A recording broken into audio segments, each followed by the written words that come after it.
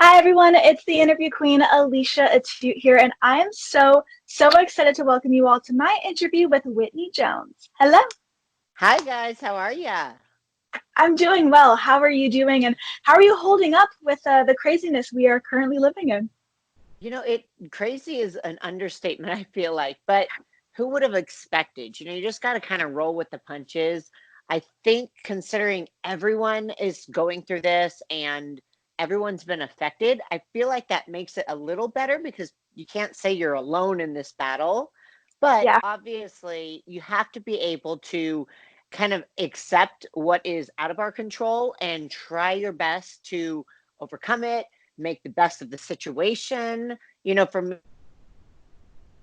personally, I am always 100 miles an hour and go, go, go. So this has forced me to kind of chill, which I do not do well. But I'm a right. mom, I have two boys, and that is the one thing I have absolutely loved because their sports have been put on hold, their school has been put on hold. And even though it's crazy doing homeschooling and all this stuff, the fact that they are home and we are doing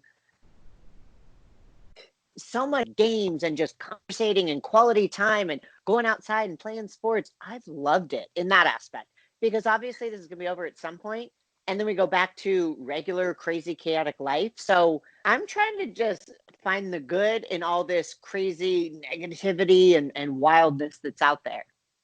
I was going to mention how the silver lining of all of it must be the fact that since you are so go, go, go, you've had that downtime. I know you are so proud of your two boys and being a mom to them. So it's really lovely to hear you've been able to capitalize on being at home and not having as hectic of a schedule. I know you're still keeping busy, but it's really nice to hear you've actually been able to unwind a little bit. You deserve something like that.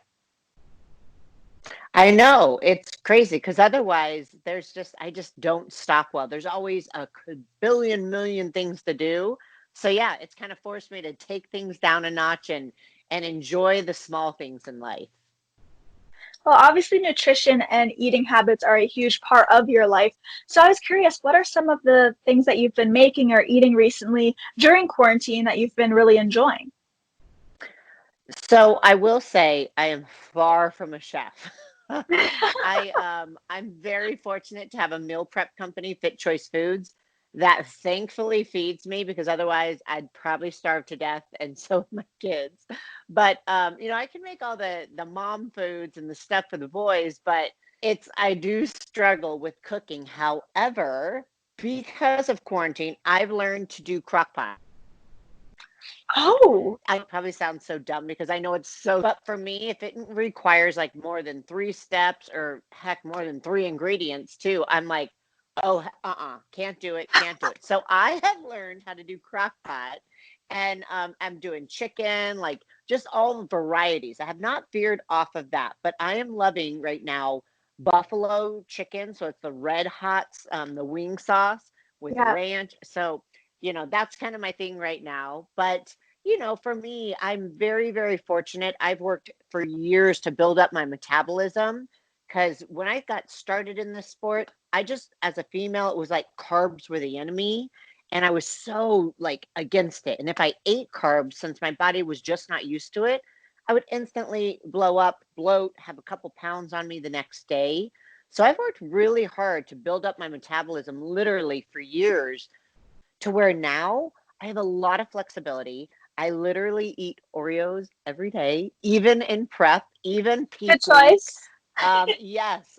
So I have some flexibility. I don't have to be so dialed in all the time. But again, I always say to people, that's not the way it's always been. Because if you follow me on social media, you see I eat a lot of just kind of non-healthy options within reason. Obviously, I'll eat 80% of the day healthy, but I always include some fun. So I don't have to keep it super, super tight all the time. Thank goodness.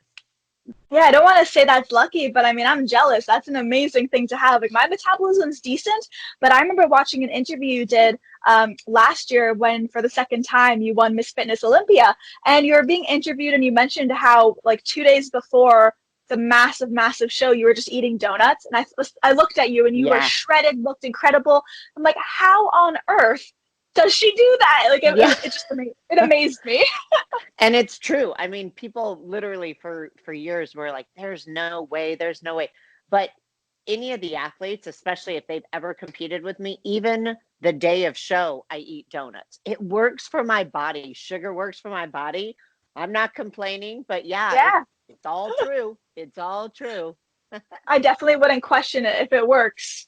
Keep it I going. know, right? Yeah. So got now it's the good luck charm. So all right. Definitely. Well, you are a two times Miss Fitness Olympia.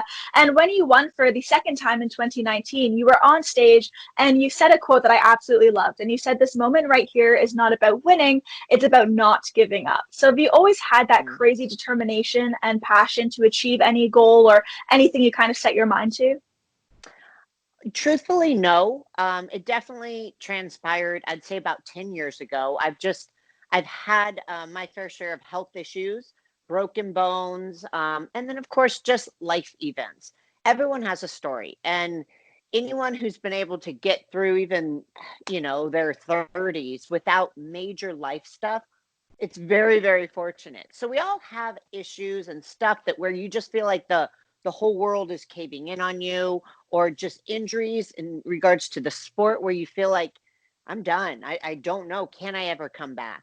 So I wasn't always in that mentality, but now, absolutely. And, for most of the athletes at the elite level, they always have a story for their prep to the stage. And, the last 2 years have just been filled with so much craziness. And, I have my father who's not doing the best. He's got dementia. I care for him. I'm a single mom with two boys. I run 5 different businesses that are just always going in 800 different directions. And then here it's trying to prep for the biggest show of the year and defend your title as number one in the world. So it's all these things going on. And there were so many days that it's just like, I take a deep breath and go, can I even get through this? What am I doing? This is craziness. And that's just the reality of it. But again, it's like as soon as I have those moments, it's like you snap out of it because I'm very fortunate that I get to have the opportunity to compete at this level, have the opportunity to defend my title. I'm fortunate that I have 2 healthy boys, that my dad is still with us, that I have businesses and phenomenal employees. So there's a lot of worse things in life. And even though it's being overwhelmed, you have to put things in perspective. But there were just so many obstacles that were thrown at me and that have been thrown at me the last 2 years that it's like, nope, it's not going to take me down. It's not going to take me down. And that's where it was. I didn't, in the moments of being on stage, you don't even really realize what you say, in all honesty. And that quote kept being reposted by people. And I thought, did I really say that? I mean, because I know I felt it and thought it, but I don't remember saying it on stage. And the fact But it came out so eloquently is like really wonderful. yeah, I mean, that's what, and the fact that it resonated with people, to me, that's what is really cool because to have the honor of winning is awesome, but knowing that you can be relatable to somebody else and somebody else's struggles or journeys. And a lot of times people look at us top athletes and they're like, gosh, they just have the perfect life and they have everything going for them. And granted, some do, and we are fortunate with so many blessings, but it's never easy. And people can relate to you being a real person and authentic and going, this was difficult. This was so hard. So yeah, it came out, and it's something I hold near and dear to my heart because it was genuine and it wasn't scripted. And the fact that so many people related to it, just like you said, you heard it and you remembered it, to me that's very special.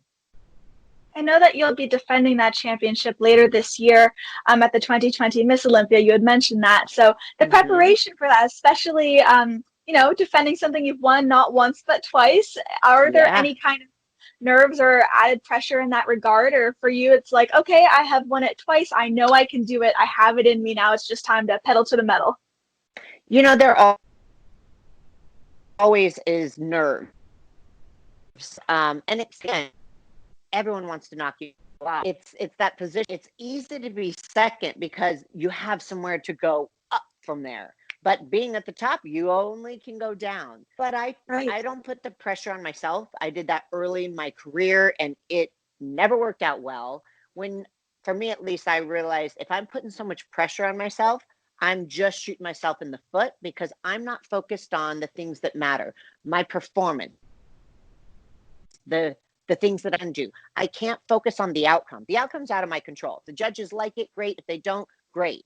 For me, I have to go into my prep and into my show. And before I step on stage, I have this mental talk I do with myself. And it's like, if I know I've done everything I possibly could, if I love my routine, my music, the energy, and I have that excitement just to showcase it finally, then I've already won. And truthfully, that has been my mantra for a while because it's not like I've always won. Granted, I've been lucky to have 2 Olympia titles, but I've had to learn where I go in and I feel like I got this. This is my show. It didn't work out. So what? You don't give up. You keep drilling and grinding and you modify what it was that you want to improve on or change. So the pressure's not there. If anything, I mean, I shouldn't say that. The pressure is there, but I'm not putting it on me. I feel like everybody else Yes. is. And that's great. I like the hype. I like that where they kind of bring attention, number one, to our division. As fitness athletes, we love it. We're always trying to kind of showcase our talents and how we're different. And this year we have 2 returning champs.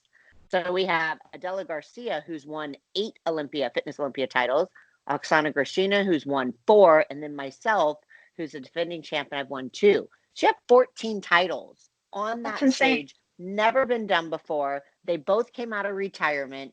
So it really builds up some excitement, as well as all the others who will be on stage and have already qualified. They're wanting to knock us off. So we all need to level up. And that's the way it should be. It's competition after all. We got to bring our best. Right. I'm so excited to see how it turns out. There's going to be so much incredible talent on that stage. And regardless of the outcome, like I can only imagine how proud all of you are because it's not an easy Yeah. feat. Like I literally just started my kind of workout journey about 4 months ago. And really Uh-huh. like, being inspired by people like you and wanting to just be better in that sense. And like it's hard and I'm not anywhere Mm-hmm. near conditioning myself the way you are. So I can only imagine that kind of excitement and just Yeah. just passion drive you have. Well, you have to start somewhere, right? That's how I was too. When I first started, I'm like, gosh, this consistency with the workouts and the eating. And, it's like it's a whole new ball game because you have that kind of learning curve. But then as you do it, it becomes a lot easier where then your routine and the consistency just kind of is a way of life. But everyone has to start somewhere. You ask any of the top athletes, and the first few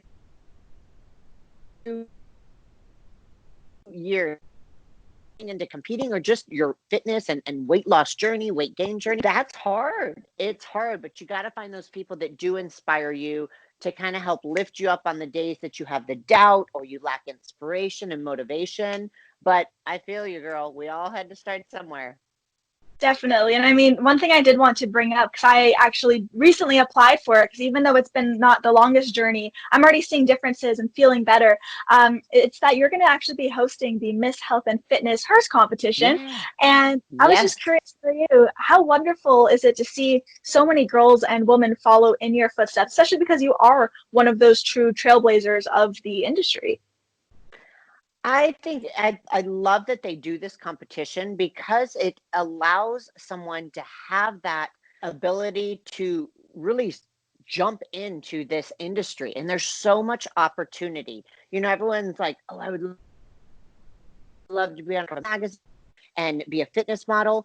But it's not easy. And again, it's this competition too takes into consideration so many different things. People think, oh, you have to be an IFBB pro on the Olympia. I mean, really, it's for anybody who has health and fitness as a passion and something that they are loving and they kind of live day to day. So it's amazing because it helps catapult someone into an opportunity that maybe never would have been there. And then heck, you get some good prize money with it too, right? Nice Right. little paycheck and but it's been great to be able to host it. Again, I was honored to be asked to do that and to be able to kind of share my experience with all the contestants who are participating and encourage them and explain kind of the things that I've done with my career and that have helped, with trying to put yourself out there. It's always a scary thing to put yourself out there, but it helps people get comfortable being uncomfortable. And whether you win the contest or lose, the experience, I guarantee, helps people kind of realize, hey, I didn't think I could do that. I didn't think I could be bold enough. And then it helps kind of propel them to do other things. That's what I love about it. Each year, there's people who reach out and they're like, this was the first time I did anything like that. But now I'm doing this and this and this. Them to try new things that they never would have thought possible. That's absolutely incredible. I'm really excited to see how things turn out there and just look at Yeah. everyone that applies. It's going to be great for sure. Oh, yeah. So, yeah, I'm wishing you good luck now. That's amazing. Thank you. Thank you very much. Well, I just want to say thank you so much for taking the time for hopping on here. It was such a pleasure being able to speak with you and have you on the show. So thank you. You as well. And thanks so much. I appreciate it. I love this stuff. So, if there's anything I can do for you, please, please let me know. And I appreciate having being able to be a guest on your show. Absolutely. Thank you so much, everyone. A massive thank you to Whitney for coming on. I am the interview queen, Alicia Atout. Be sure to check out aliciatout.com for all exclusive interviews and features, and we will see you all next time. Bye, All everyone. right. Bye, guys.